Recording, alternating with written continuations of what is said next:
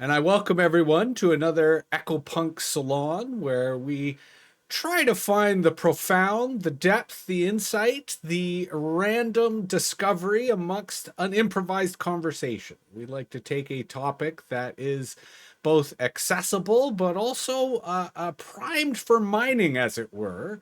And today's topic, as proposed by Jan, is about getting in touch. And he means that both in the physical, but given our conversation last week, it also involves the digital, of trying to imagine what it means to get in touch with the digital. But the general premise was there's something innately human, innately animal about physical contact, and that the more we engage in physical contact, the more that, whether you think of it as a bandwidth issue or a sense issue or even a cognition issue, that more seems to happen when we touch. Better things seem to happen when we touch. So that's the general premise of today's conversation. But we like to start each of our salons with a provocation where we ask one of our participants to kind of open us up or start us off with something that, at the very least, gets the conversation going, if not presents an argument for us to dissect or oppose or agree with. And Jeanette has quite graciously volunteered to provide the provocation for today's topic. So if you're ready, Jeanette, by all means, why don't you take it away? Thank you. I just wanted to start by actually pulling back to that idea of that we are animals of a human variety, and that our experience of the traditional five senses and the few additional ones that have made it into the fold over the years is probably a little different than other animals. So that as humans, we tend to be very oriented towards sight, and maybe secondarily hearing, whereas my friend Lev here might use his nose quite a bit more than his vision. And touch seems to always rank somewhere near the bottom for human beings. It's the one we don't really think about that much. Taste and smell come up when we eat or when we experience disgust, but touch sort of seems like the left out one. It doesn't seem to be quite as forward in terms of our sense making, the way we construct our reality. And I wanted to suggest that, there, as a prelude actually to my provocation, a little experiment, and ask everybody to just take a moment, and visualize in your mind's eye as best you can. I realize that ability, there's a wide variance, but just as strongly as you can, visualize the face of someone you love and who loves you. And in that moment, just note any emotions that brings up for you, if it does at all. And then at this moment, I want you to switch to thinking about a lot that same person touching you, whether it's a reassuring hand on the shoulder, a hug, some kind of familiar touch from that person, and just really try to feel what that feels like. And I would ask you to think about the contrast between the emotional response from imagining being touched, by making that physical connection with someone versus seeing them, which, at least in my experience, is quite different. And the provocation that I would put forth at this point is that sight is the sense of mastery, of understanding, analysis, power over our environment. Whereas touch, I would argue, is the sense of emotion, of connection, of power with, and also perhaps of the unconscious as opposed to the conscious mind. And so that the world that we construct for ourselves, I would argue, through touch is quite a different world than the world mediated by sight. And And that's where I wanted to end. and if I'm to understand you correctly, are you sort of suggesting, again, to sort of synthesize what you're saying, that sight sort of leads to control, versus touch engenders cooperation, right? That would definitely. What we see, we sort of think about controlling, or we tend to put in the context of controlling, versus touch is more inherently cooperative. But maybe I'm projecting there. Jan, you threw up your hand, so please jump in. Yeah, I absolutely love this, Jeanette. Thank you very much. And coming back also to your introduction, Jesse, you spoke about last week's salon, right? And the digital self that we spoke about. And I do remember that that might have been something that I was missing, as Merle was kind of, elaborating how the digital self is an expression of us. I stumbled basically about the phrase "let's get in touch," as you know, Jesse, a few weeks ago, and was wondering, hey, why is that even such a colloquialism? Why do I say, hey, Oksana, let's get in touch, or let's keep in touch? Why don't we say, Oksana, let's keep inside, or let's keep in sound or something, right? Why do we say let's keep in touch? And if we think about how we interact with animals these days, the role that animals play in the psychological place with trauma patients, where touching an animal has an chemical physical reaction that is exclusively positive. I find this is a really, really interesting area to lean more into, as potentially a counterbalance to the way we interact overall and keep interacting more in the future.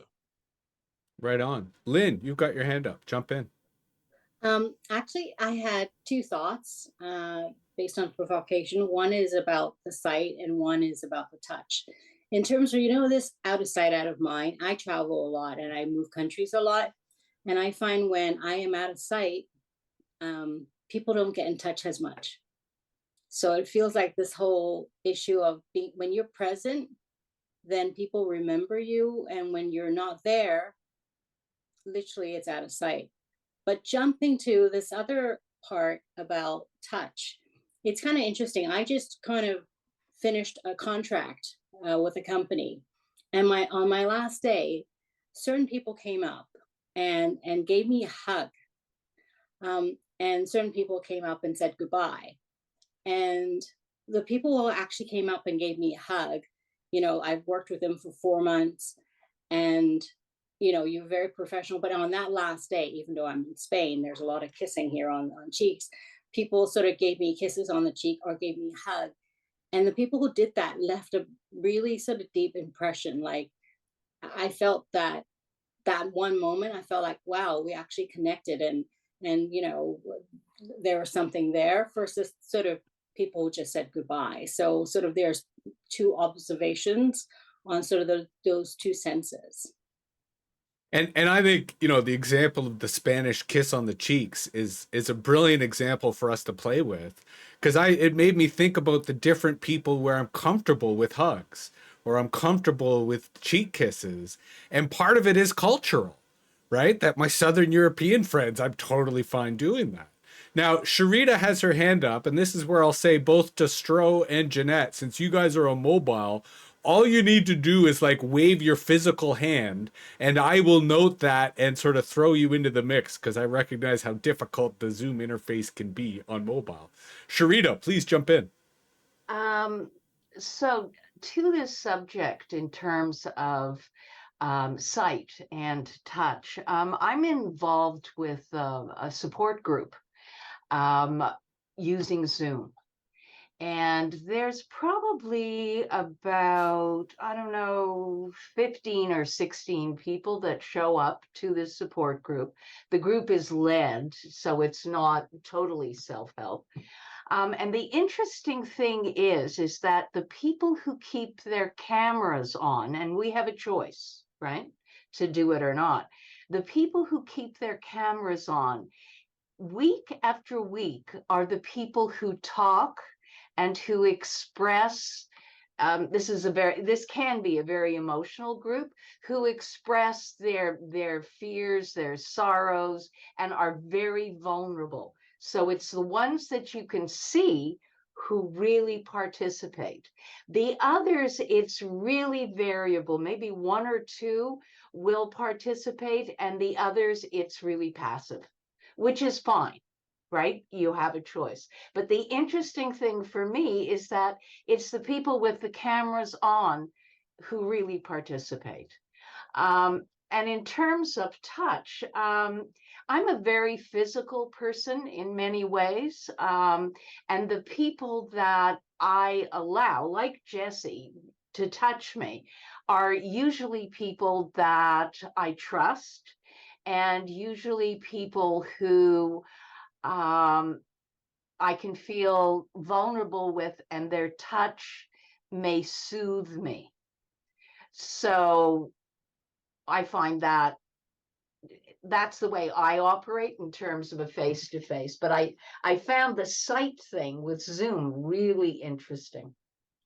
Now, Jan, you've got Jeanette had her hand up earlier, so I'll throw to Jeanette and then Jan.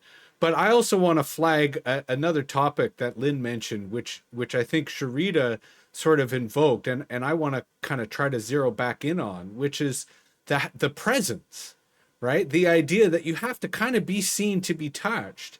And I liked, Sharita, what you were talking about on Zoom in terms of, the presence online.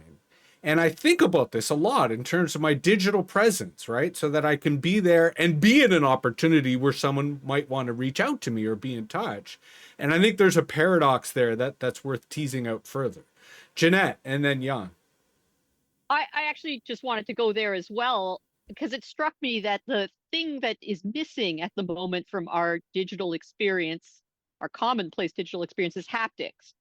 That the technology has not yet got to the point where touch is a part of our everyday digital experience. And I do wonder how that will change things if that ever comes into widespread use. And I just additionally wanted to, on the varying cultural standards, I was going to just comment that as the child of a German father and a Colombian mother, boy, our cultural standards about appropriate touch different. And when I went to visit my Latin American family, as a North American, it really took me aback in terms of envelopes of personal space are much smaller, and you kiss and hug, yes, many more people, just as Lynn was saying. Right That's on. all I wanted to add. Jan. I mean, off the bat, I gotta say, I feel sorry for the German father here, Jeanette. We can take that offline. That must have been really, really hard. I can relate. But I also want to refer back to that little mental exercise that Jeanette took us through during her introduction here, because I feel that the sensation that Sharita alluded to, the sensation of touch, is a really, really unique one, and one that is kind of running increasingly out of fashion. As Jeanette took us through that exercise, I was thinking of a great aunt of mine who I didn't particularly like, but she did this thing whenever she spoke to me or to us, she held a hand of ours. Right. And just thinking of what that felt like when she took our hands and spoke to us is giving me goosebumps right now as I speak. And when she would then continue to talk, I would feel, this feeling at the back of my head, at the back of my neck. And it is incredibly powerful and magical. And, I mentioned earlier in the chat here, or asked, building on what Lynn said, is there a hierarchy of senses? Because in those conversations or in those engagements, interactions, I always felt that touch is the ultimate amplifier, if you want to put it this way, for a connection, right? You are with the person, you see the person, you speak with the person, but then comes the hand and holds your hand. And that is, which is that really, really unique experience here. And I struggle trying to even imagine replicating this digitally, no matter how good Black Mirror is. Murley, and then Stroh. Well, I think the idea of the hierarchy of senses is really interesting, because it makes me think about how we close our eyes to listen to something better, or potentially feel with more focus on that sensation, because I think vision is quite dominant. Like it's probably our main source of information, and it can be overwhelming. So we have to actually tune it out to fully or more fully experience those other senses. And this also makes me think that there's a lot of crossover. And I was thinking about sound, and how sound is also, in a way, and can be a physical sensation, because it's vibrations in the air. If you have a loud enough subwoofer, you can feel that in your body.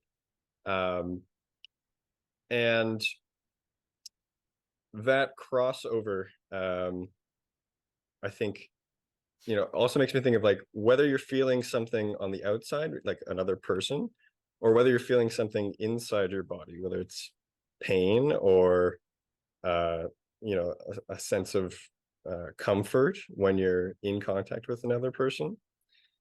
And lastly, I have been in a long distance relationship for about a year now, and I can say for sure that it's a totally different experience talking to someone over video call, only seeing and hearing them, as opposed to being in person. And each time I would reunite with my girlfriend, it was like I was remembering what it was actually like to be with her in the physical form, because it is so much different.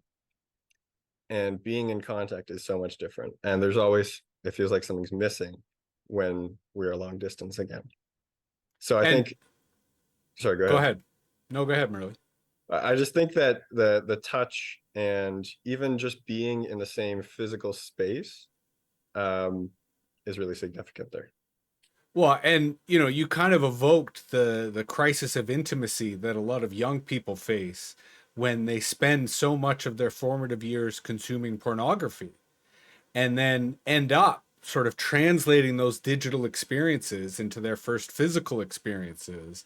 And obviously a lot is lost in translation, and a lot of dysfunction and confusion occurs. But I do want to push back ever so slightly where you sort of said, our visual senses are dominant. And while I think that's true, I would argue that's a byproduct of our culture, that we have a culture that is visually dominant. And that is why our visual senses tend to be dominant. But of course, there are many blind people who live in our society, and they would have a completely different experience, which is totally valid as a human being. So we've got Stro next, and then Jeanette raised her hand, and a quick welcome to Gunnar. Glad you could make it and join us. Go ahead, Stro. Yeah, everything I've been hearing so far makes me think that, one, I think everything is physical. Like even our feelings are physical when you get down to it, and even light is particle when you really get down to it. So it comes down to our consciousness and our feelings of what the physical world is, and there's nothing more tangible than touch. I think it's maybe where everything comes from. Like I know this is maybe going really far out, but it's like imagine pre-Big Bang, we're all physically one thing, and the consciousness then decides to take it all apart, right? So it comes back to how do we reconnect with touch? And I just want to touch on something that I don't know what that. I want to touch on something here that Sharita touched on, which is trust. And in a world where we're dominated by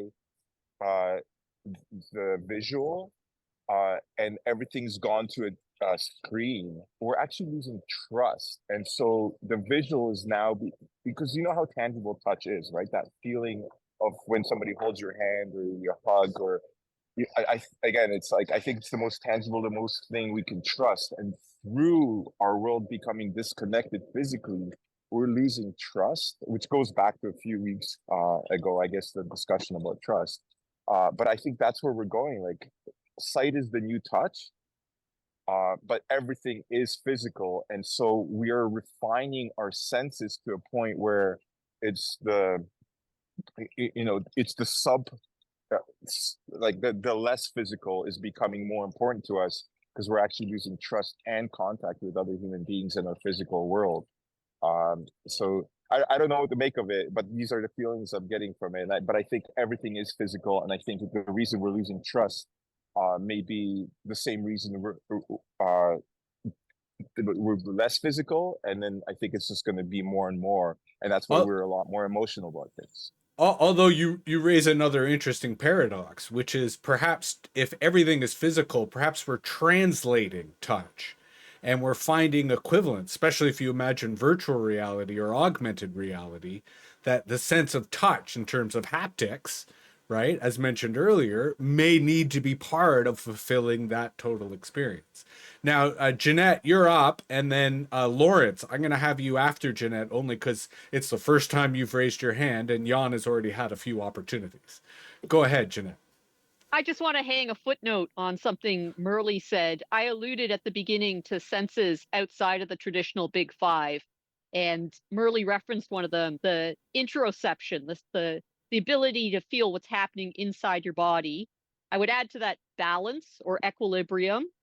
And thirdly, proprioception, our felt sense of the world, the space immediately around us. And those, I would argue, are all versions of touch, that they're kind of flavors of tactile perception, and absolutely necessary to navigating our environment. But again, all kind of operate on a sort of automatic level so that we may not be fully consciously processing when we're using them. But as Murley says, when it's not there, we notice. That's all I wanted to add. I mean, that's pretty deep. And, you know, just as it would be difficult to follow Jerry Seinfeld in a comedian lineup, Lawrence, you're someone I think inevitably is capable of following Jeanette when she offers something as deep as that. So you're up. Let's see what you got. Well, I just kind of wanted to bring it back a little bit to trust and vulnerability. I think one of the reasons that we get such an emotional reaction and impact from physical contact is because you have to be vulnerable to a certain degree with the person that you're in contact with, right? And therefore have to trust them. And so I think that, you know, it's one of the senses that requires that the most, and that's, I think, just part of why the impact is so great and so emotional. Jan, only so that we don't have three hairless in a row. Beautiful. Thank you very much. Yeah, Stro, where were you last week when we spoke about mind and matter? Because you are clearly my guy here. Everything is physical, right? I absolutely love this. And with that statement, I want to basically expand the concept of touch even to the self without getting awkward or weird now. I met a really, really fascinating, interesting woman a couple of months ago who is, Jesse would probably say, in the grieving industry. She is, you know, an artist and is now also launching body oils and utensils that help you apply those to your own skin, right? And you know, maybe this is just a spiel, maybe she is creating a ritual that isn't even there, but her hypothesis is that we even, particularly if we're not doing great at a certain time, need to get in touch with ourselves again and, you know, massage our arms, massage our bodies in order to feel ourselves. So I you know, like that idea that touch is not only a thing that is, you know, between people, but also, you know, something that grounds oneself, particularly as we continue to live, you know, on Tinder, Bumble, and wherever else we ruminate. Murley. Well, I want to build on what Jeanette and Jan were saying, sort of about what Jeanette was saying about the automatic nature of some of these senses, and about thinking about the self, because I was thinking about how there's sort of active and passive ways of touch. Active being more like being in contact with a person or using a tool, and more passive like feeling the couch that I'm sitting on, or the, you know, whatever surface it may be.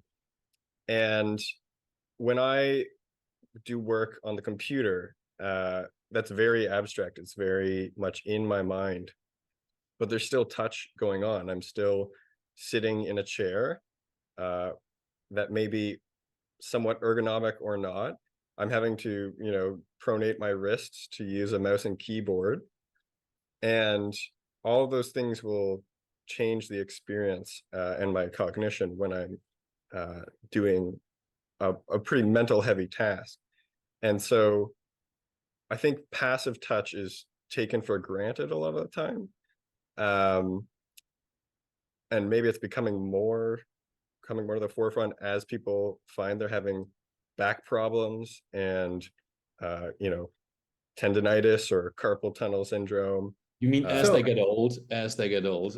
Thank you, Marley. Thank you. Go Hey, on. as a digital creator, I have these problems myself. Okay. And I think that's why ergonomics are sort of coming more to the forefront in So recent years. I think that's a great insight. And allow me to use that to stitch together a few threads from this salon and previous salons. And I'll start with the concept of embodied intelligence, right? Like when we talk about AI and when we talk about sort of how we think of cognition, we really, I think all of us have keep coming back to the idea that the body is central to understanding how intelligence works. And here we're talking about touch, both in the context of trust, but also in stimulation, and in particular cognitive stimulation. And before I became a farmer, my best ideas were in the shower. And now that I am a farmer, my best ideas come on dog walks, right? Or they come from when I'm doing my forestry work, or they come when I'm, moving literal poop, right, across the property. And it strikes me that the potential of AI is to allow me to work in those instances, right? I'm already doing it passively with podcasts, right? I'll select a series of podcasts on a particular subject, and when I go do my farm work, that's where my mental stimulation is coming from. And I'm generating tons and tons of ideas, and it's allowing me to do that work. The next step would be, to have like a dialogue, to use a chat bot to then record those thoughts and kind of allow me, while I'm in those physical activities, while I'm touching the dogs, while I'm sort of physically engaged, to then be able to do the same work that, to your point, Murley, I'm currently sitting on a desk to do, right? And what's interesting now is, like, in Google Docs, AI is allowing me to sit at my desk less because it's allowing me to finish that writing faster. But the next step would be to allow that work to be in the context of physical touch, right? To be in the context of me being in my body and leveraging the most of my embodied intelligence, and then connecting to digital systems that allow me to translate that into the type of productive work that people expect. But the last piece of this, right, is the cultural expectation. Because the cultural expectation is that I sit at my desk for 8 hours a day. Versus I'm saying, no, I'm far more productive when I'm not at a desk. So this isn't just ergonomics. This is an entirely different approach to cognitive work and an entirely different approach to how we get the most productivity as intellectuals or as knowledge workers. But how does corporate culture adapt to that? Right? How do expectations of the workforce adapt to that?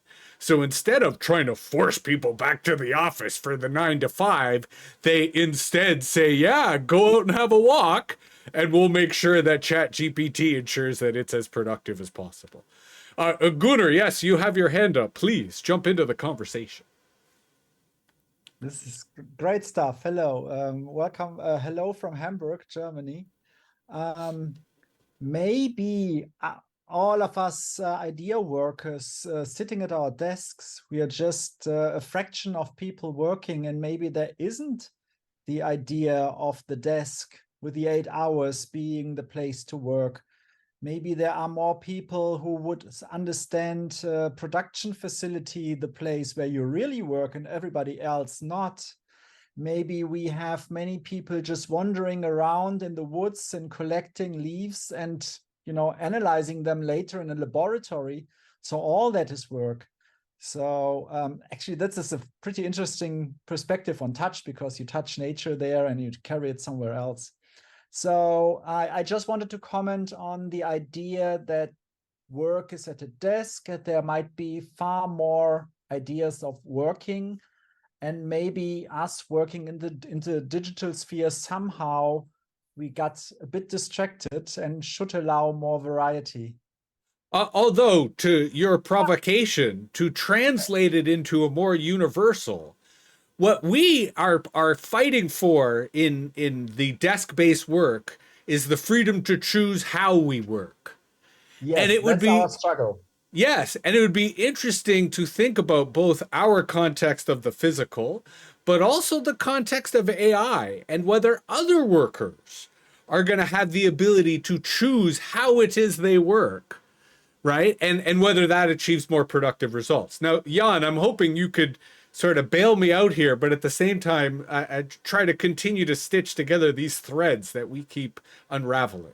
Yeah, I'm afraid I can't bail you out here, Jesse. You dug yourself into a hole, because everything that I can come up with here when we talk about touch and the workspace is an HR violation. And no, seriously, I mean, just think of it, right? When we talk about touch, I keep coming back to that scientific study that was conducted with basketball teams, right? There are teams that low five or high five each other before they take a free throw, and some teams, you know, do that less. And the teams that have the more physical contact have higher success rates in the free throw execution. Now, obviously, that is really, really singular. Touch is good. Community, feeling, whatever you channel, it is more successful. Now, try and replicate that in the workspace. Go into a meeting or a presentation and ask your 12 co-workers to give you a hug or touch you. And, you know, good luck with this. So, you know, how do we bring this together? How do we nurture touch and the physical in a world that kind of avoids everything physical like it's the past? Gunnar has his hand up, so I'll throw to him, and then Jeanette, I saw your hand, and you'll go next. Go ahead. Yes. Hello. Yeah, I think this is very fascinating. Maybe the threads come together again. I had a look at the email that in the invitation email, and it said it's all about getting in touch with each other. And if ever I say something like, let's get in touch, there are at least two people trying to do something. It might be love, it might be something productive, but this, whatever the touch is, it is people getting together and doing something. This can be physical, non-physical, whatever. But I found there's kind of magic in it. Mm-hmm. And a focus. Please somebody take it up. Jeanette, you're up. I just wanted to actually directly respond to Jan. You used the example of basketball, but the sport I come from, rowing, you're not actually in direct physical contact with your crewmates, but you do need to move as one in order to be successful as a team. You have to be absolutely synchronized.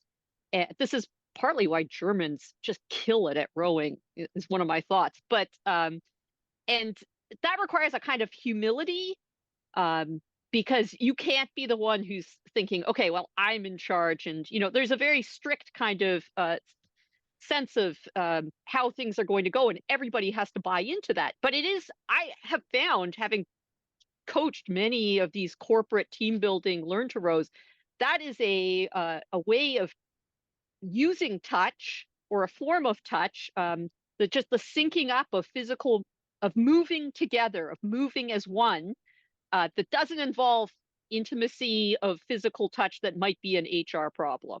So I had to bring it up because Jan raised that issue. Well, and it's also worth noting that consent obviously plays a role in touch. So in Jan's scenario, you could come into the board meeting and say, is there anyone who would like a hug? rather than going and hugging everybody. As I usually do. Yes. Yes, Okay. yes. Yeah. Gunnar and then Lynn. Jeanette, I have a question to your example because I find it very fascinating. I've never rowed with other people. Now I see like a rowing boat, 4 people, and they're all like going full force. The one who pulls the least, does this person feel that the others are pulling more? So he has a physical interaction with the others, although they are not connected other than the boat and the water. And how is that? How do you feel the others are pulling more or less or whatever? Do you feel it? You do feel it, and that's why there has to be trust in the team. And that's why it's very poisonous when people feel that someone is not pulling their weight. I'm pretty sure that's where that expression comes from. But that is part of the practice of the sport is working together as a group so that everybody is contributing as much as they can, which there may be differences because people vary in ability and strength, but the ideal is that you're all giving what you can. And it's why some people choose to only row alone. I mean, it's the team part of it is not for everybody because it does require a real shift in your mindset. Lynn and then Sharita. Just sort of adding on what Jeanette said, I remember organizing sort of team building events. And one time we organized a team building event with clients on music. And basically we had like 40 drums and everyone had to beat to the same beat. And, it was the first time I've seen something like this and the clients experienced it, but it was exhilarating for everyone to sort of have to be in sync, and no one could be louder, but everyone had to keep to this. So it was great to build the team because everyone was equal, right? So, but then at the same time, you're touching something, your touch is in terms of having the same rhythm, but you're actually beating something. So there's something there. Yeah. Right on. Sharita. In a way, I was trying to get to David. I sent him a direct message, but I don't know if he has chat open. But yes, in teamwork, if I think about it, have a lot of examples of how you build trust or how you build good communication in terms of teams when you are in a physical space, and B, there's all these leadership things where, you throw yourself back and somebody catches you and, all of that kind of stuff. But I want to throw something else in. We're really looking at it just from one point of view. There are a lot of people who, let's say, are very touch sensitive, almost too sensitive. So if you put those people in that kind of teamwork situation, what you're doing to them is probably abusive, which would make them really, sit back and go, whoa, I don't want any part of this team. So although we're trying to look at it as it's all good, it's all pleasant, it's, it helps with trust. If you really want to get deep into it, you have to look at all the different perspectives that lend themselves to this experience that we have. Although, so I just want to throw in that, it can be really complicated. absolutely. And you sort of evoke the notion of the autism spectrum and how there are people who will have a dog, a service dog, that they are comfortable touching and being touched by rather than touching other people or other human beings because that overwhelms them or that's just disturbing. So it affirms your point that there's different needs and different abilities that determine our threshold or our desire for touch. But even in the case of someone on the autism spectrum, they're getting that touch from the dog, right? So they're still getting it from a different source, which does suggest that these senses are both personalized but contextual, right? And we get them in different settings in different ways. Because when Jeanette did her original exercise, until you specified person, I was thinking of Harriet, one of our dogs, right? Because that's who I am most intimate with, right? For my own reasons of being uncomfortable with touch generally. But I want to bring the conversation back to something Lynn said originally around presence, right? And the idea that you kind of have to be seen to have this opportunity. And I, a lot lately, have been thinking about digital presence. And I say this partly because, you know, as many of you know, the first half of my professional career, I was a broadcaster. So I was on the radio a lot, and that established a presence that meant that people were always reaching out to me. People were always getting in touch and were interested in what I did. And then when I stopped being a broadcaster, all of that went away. And it didn't go away overnight because there were still people who I was fresh in their mind in terms of the broadcast kind of ecosystem. But now I'm, you know, again, trying to think about how do I establish a presence in the digital networks, in the post-broadcast world that encourages people to get in touch with me. And I used to describe my process as a kind of seductive marketing, right? I don't have the courage. I'm not enough of an extrovert to like go out there. But if I put myself out there so that people come to me, that made me comfortable. That facilitated the types of opportunities that I relished and that I enjoyed. So I'm now left with the problem, and this is partly a preview of next week's salon on digital platforms, the power and best practices.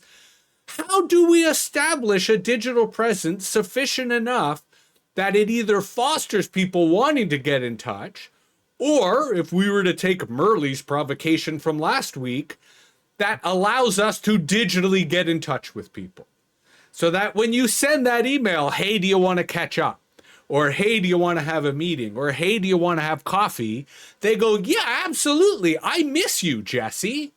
I want to get in touch with you. I want to connect with you, because I think Lynn was spot on when she identified that the prerequisite for that is our presence.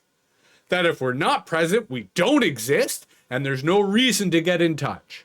So first we must be present, then we can create the opportunity to touch. The same way, Jan, your notion of walking into a physical meeting and wanting to touch people, you have to be in the meeting in the first place to be able to get that hug from Jan.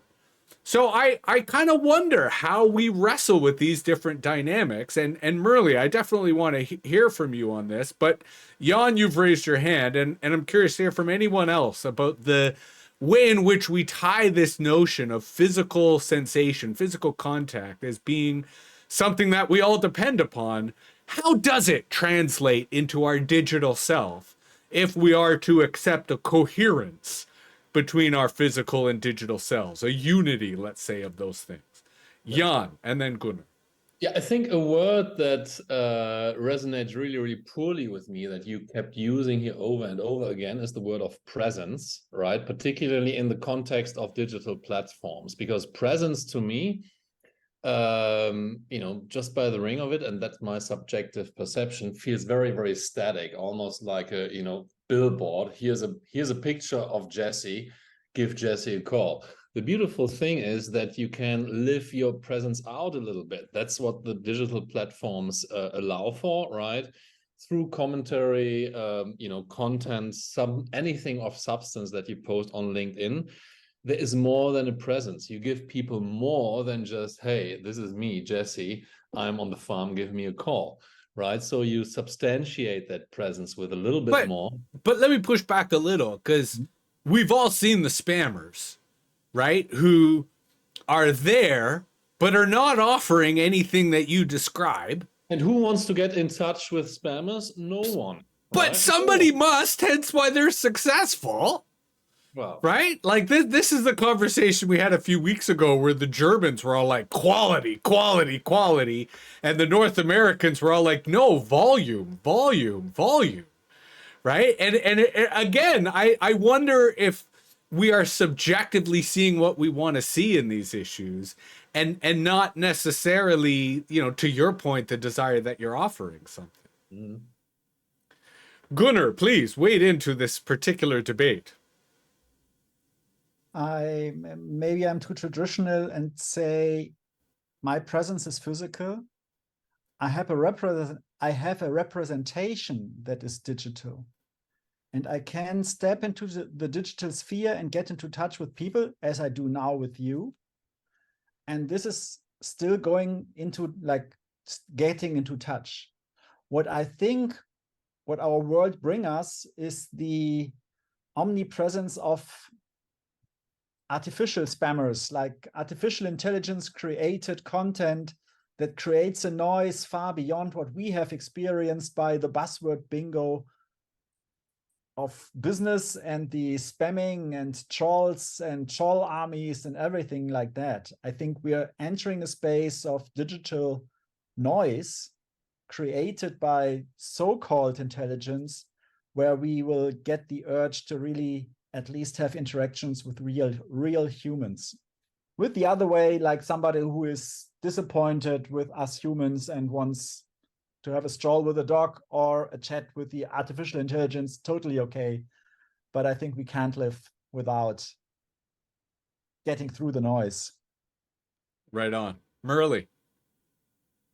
Well, I think about video games and VR in specific, because I think for a lot of people who enjoy VR and things like VR chat or other sort of virtual spaces, something that's sort of always missing is that touch. And it comes back to haptics and how, we're always trying to simulate that. There are VR like advanced systems where you're actually walking on a moving platform so that your body is interacting with the virtual world more.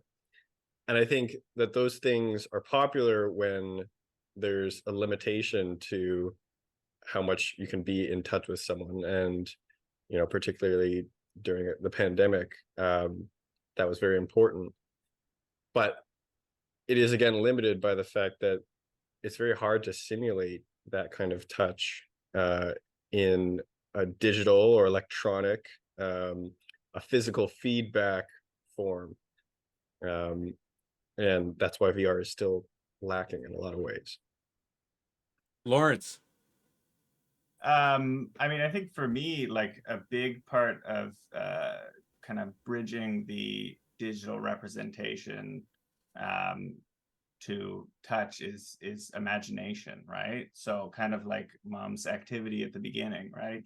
Imagination is powerful, and imagining physical touch does still have an impact. And so I think like a lot of the time through digital communication or media, you can kind of imagine what the physical touch might be like, right? So let's say you're talking to someone on a dating website. Oh, like, I can't wait to give you a hug or a kiss, right? You're imagining that, and that's how you're remaining engaged. Or, for example, like in video games or stuff like that, you're maybe imagining, oh, what would it be like to be this character and experience these things? And so I think imagination plays a big role in kind of translating that the stuff you're seeing to, what might happen. And again, like with the spammers, right? Like they do work on some people because, maybe those people are, more vulnerable and more, desperate for some sort of touch. And so they're imagining, oh, like if this person's real, like what would it be like to be with them or whatever? And that's, that's why they fall for it. So I think that, that plays a big role in how we interact with things online, is our imagination. Well, and imagination kind of evokes the connection between touch and emotion, Yeah. right? Because if we think about, Greg or Stroh's earlier point about it's all physical, then emotions are how we feel our way through things. Hence why touch and getting in touch is the metaphor that we tend to use instead of Jeanette's point. Dogs might have, it's all about smell, right? I'll smell you later.